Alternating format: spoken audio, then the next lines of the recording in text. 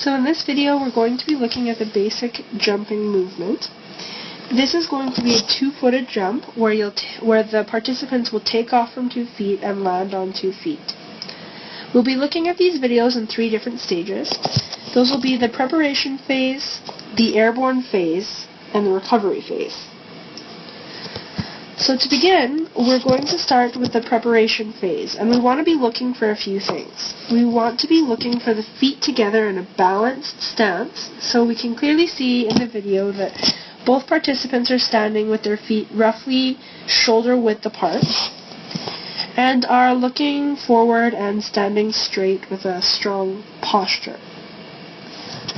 To begin the movement, we want to see the participants begin to lower themselves to a close to sitting position or almost squat. So we can see that both of the participants have done this. They are bringing themselves down to seated or squatted positions.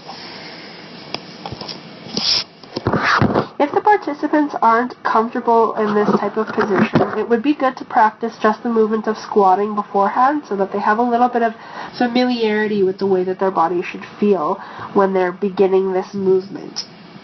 With younger kids, you could have them practice just sitting down on a chair and standing up over and over again, and then possibly using either a lower chair and then eventually removing the chair altogether so that they can begin to practice those movements and have some comfort in that. The next thing we'll be looking for is the shoulders leaned forward. So we can see that in both of these cases, their shoulders have leaned forward versus straight up. So both of the participants have their arms or their shoulders leaned straight forward. Next, we're going to look at the position of their knees in relation to their toes. So we do want them to be lowered down and with bent knees. However, we want the knees to be staying behind the toes. We can see in both of these cases that the knees are fairly well lined up with the toes, if not just behind. So both of the participants are doing well in this area. However, the difference that we can most clearly see between the developed jumper on the bottom and the developing jumper on the top is the arm position. So the developing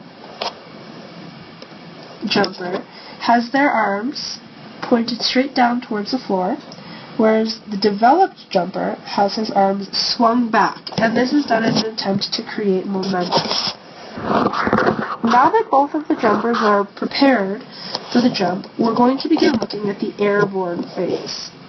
So the first thing that we are really interested in seeing is an explosion of energy from the legs. So being that they've already bent down at the knees and the hips and swung those arms back, they're going to be both exploding that energy as well as swinging arms forward in order to create that momentum.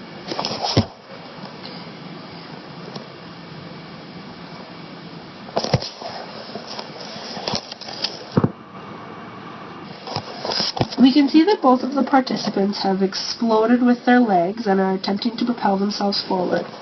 What we've also seen is that the arms have been swung in a forward motion, and this is actually in both cases.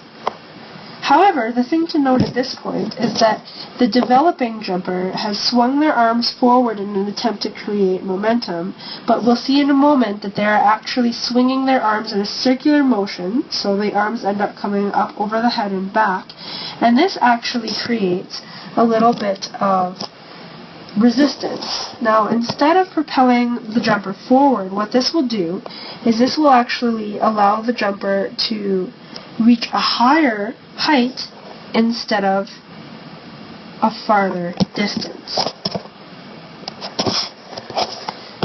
During the airborne phase, we want to be looking for the actual angle of the flight path, and what's usually desirable is roughly 45 degrees.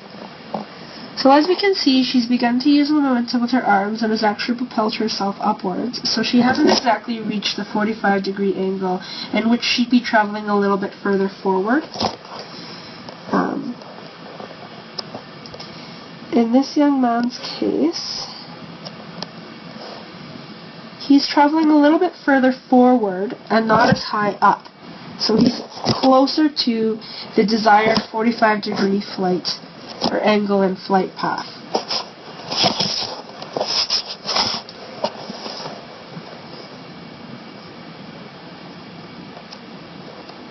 The one thing that both of these participants are lacking is that their thighs are not parallel to the ground.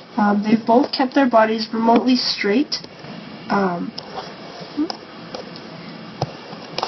They've both kept their bodies fairly straight while jumping. So what this does is it actually doesn't allow them to access the full momentum of the movement.